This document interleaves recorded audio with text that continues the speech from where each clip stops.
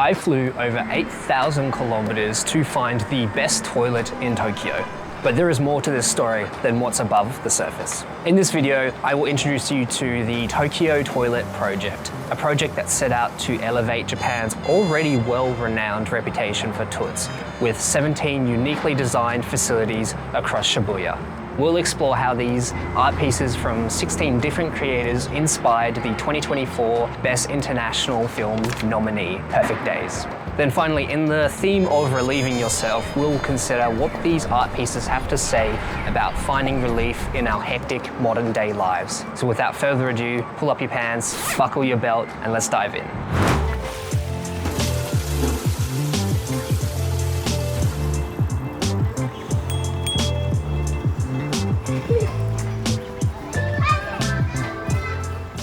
Starting in 2020, in anticipation of the Tokyo Olympics, the Tokyo Toilet Project was initiated to reimagine the public toilet of Tokyo.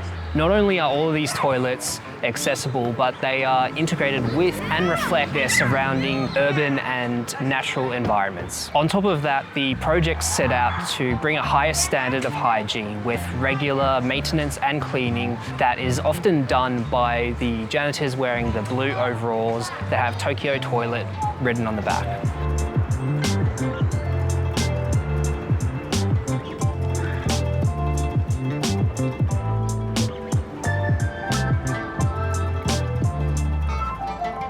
I don't know why I'm filming this.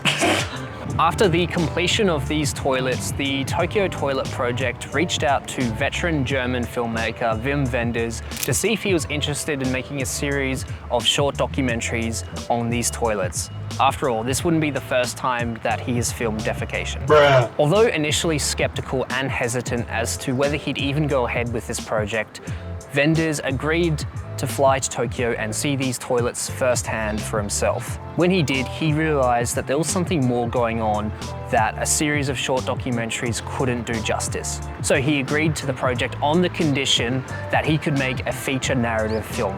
And the Tokyo Toilet Project agreed. And then he teamed up with Japanese writer Takuma Tagasaki to write Perfect Days.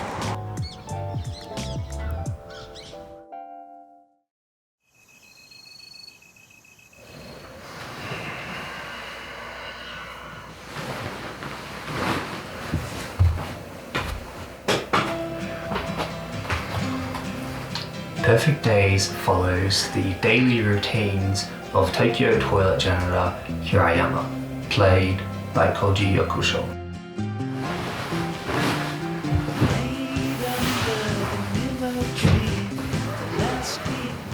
He finds appreciation, gratitude, and joy in the things in life we so often overlook. Now this includes things like light shining through the trees, his fire cassette collection, and the morning sun.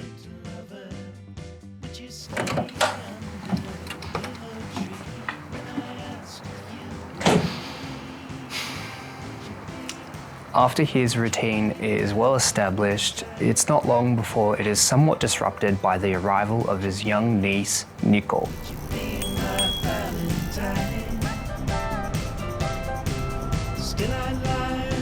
As you may have gathered, this film is very light on story. Instead, it's a very slow and meditative piece that, despite being fictional, almost acts as a documentary on Hirayama's life. Despite the seemingly mundane and minimalistic lifestyle that he leads, he is still able to find contentment and joy. How does he do this? Well, he gives his job 110% every single day, unlike his co-worker Takashi. While Takashi is often on his phone, talking non-stop and worrying about his dating life, Hirayama is quietly getting on with his job and, in the quiet moments, taking the time to notice and appreciate the light shining through trees. And this is where the heart of the film really shines. After the credits of the film roll, we're given the definition of the word komorebi. Komorebi is the Japanese word for the shimmering of light and shadows that is created by leaves swaying in the wind. It only exists once, at that moment.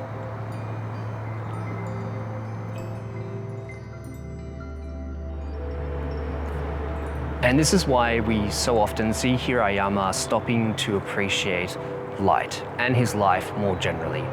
In our modern lives, it's so easy to fall into the motions and monotony of our daily routine without appreciating the fact that every moment is unique and will actually never happen again. This mentality forces you to acknowledge the impermanence of everything, whether that be moments, thoughts, feelings, and even people. This is a really grounding mentality to have in life, to not only be more grateful, but actually more present.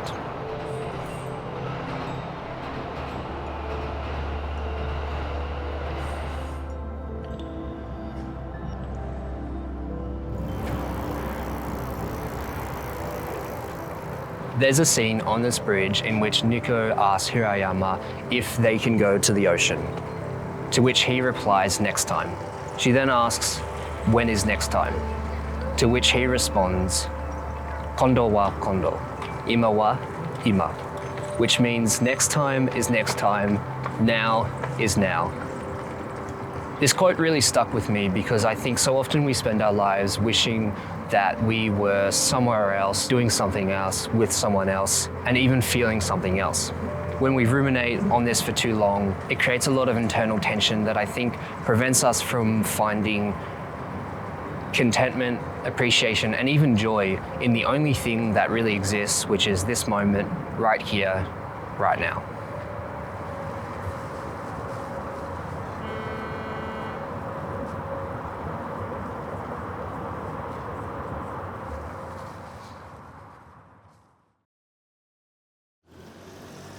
Now, you might be thinking that in order to find happiness or contentment, I need to move to Tokyo and become a janitor just like Hirayama.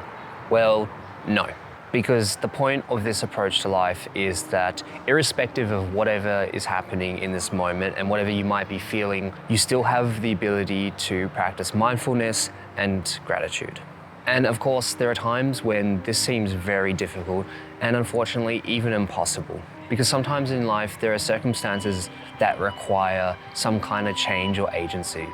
And for not one second am I suggesting that you should be complacent in life, especially if you find yourself at risk of harm or danger. But the trick to Hirayama's approach to life is being able to tell the difference between what is or isn't within your control, and knowing that whatever we might be feeling in this moment right now will eventually pass, regardless of whether it's positive or negative.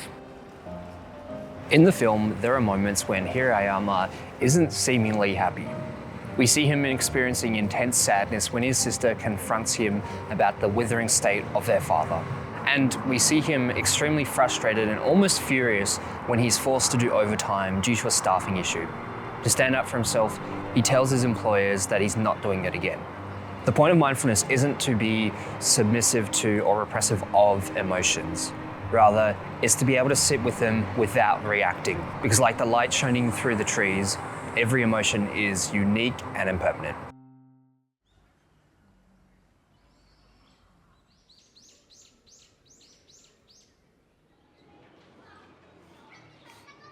As I mentioned earlier, Hirayama has a fire cassette collection.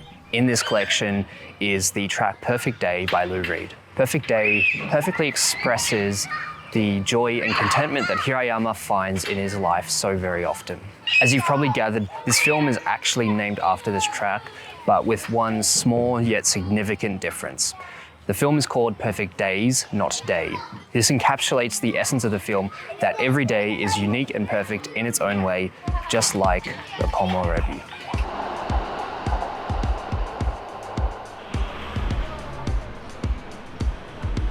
So yesterday when I was filming one of the toilets, I was actually stopped and approached by Sungmo from Busan, Korea, who's also a Perfect Days fan, and he's since been helping me out with a lot of the videos. What do you like about Perfect Days?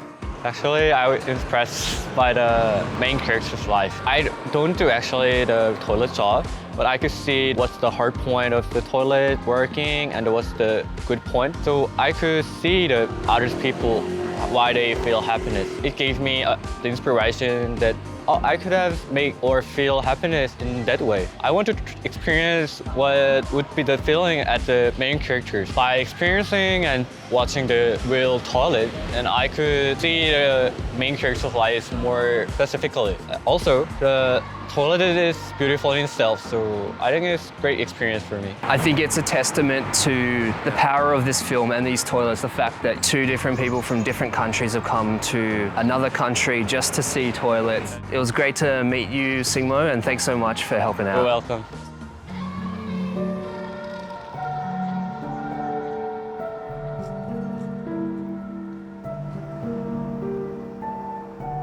If ever there had been a paradise of filmmaking, here it was.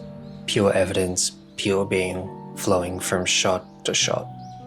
No plot was driving it, only the necessity of human fate. Peace entered my mind, my body and my soul. A feeling I had never been exposed to in a movie theatre. Those words are not my own, but they describe exactly how I feel towards Perfect Days. The funny thing is, they're the words of Perfect Days' director, Wim Wenders, taken from his essay, The Lost Paradise, that he wrote on the legendary Japanese filmmaker Yasujiro Ozu, and his pivotal experience seeing Ozu's 1953 film Tokyo Story for the very first time. Often Wenders refers to Ozu as his sensei, and I think this influence is particularly important to look at when considering Perfect Days. There are some overt nods to Ozu's cinema, like Hirayama being named after the family of Tokyo Story. And then there are more subtle odes to Ozu's filmmaking ethos. No plot was driving it, only the necessity of human fate. Both Ozu and Wenders allow their actors to take center stage in a very patient and restrained way. Even though they are both shot very differently, this imbues scenes with a level of authenticity that is resonant with people across the world. Both films invite their audience to consider how they live their own lives and pass through this world without feeling preachy, critical, or obvious. Instead, they use silence and quiet moments to create the conditions for contemplative reflection. A big motivation for Wenders taking on this project was his realization that in Tokyo, the sense of the common good was still alive. He felt that a film about a character who was kind, gentle, and compassionate was the perfect first film to make in a post-pandemic world. In a way, it being about toilets is almost incidental, but nonetheless, Perfect Days is a film that resonates so much with so many different people across the world that it is actually hard to not consider it a documentary when considering the emotional truth at its heart. And really, this is why this film has had such a profound impact on me personally. Not only does it align with a lot of my own values, but every time I watch it, it's a reminder to be kinder, gentler, and more compassionate towards myself, others, and the world, just like Hirayama. Getting to see the Tokyo toilets in person was another profound reminder that there are real Hirayamas out there, and we can all be our own Hirayama. And I'm finishing this video feeling just like I do every time I watch Perfect Days, calmer, more content, and a little bit lighter. So in my excitement to talk about Perfect Days, I definitely got carried away and forgot about the whole point of the video, which is which toilet in Tokyo is the best. And I think without a doubt, it's the Hiroyama Park toilet. From one side, it looks like any other toilet, but if you go to the back side, there's actually this really cool light installation that illuminates the area even at night. A well-illuminated area is obviously a very important feature for a public toilet. So for it to not only tick that box, but to do it in a really creative way, I think is kind of special. And if you didn't know, there's actually a Tokyo toilet book, which of course I picked up. This book features some really beautiful photography of every single toilet, and each designer highlights the creative inspiration and intention behind each of their toilets. The designer of the Hiroyama Park toilet Tomohito Ishiro, said that the main inspiration behind his toilet was the idea that everyone is the same but unique in their own ways. Now, if you've made it this far into the video, I just wanted to say thank you so much, because I've wanted to do this video for a little bit, and so getting to do it was a massive joy and an absolutely rewarding experience. So thank you for watching. If you want to see more weirdly niche and specific videos on filmmaking like this one, please subscribe, because it'll go a long way in helping make that happen. And in the meantime, please comment, like, and tell me what you thought about Perfect Days and the toilets if you've been lucky enough to see them in real life. Anyways, I'll catch you next time.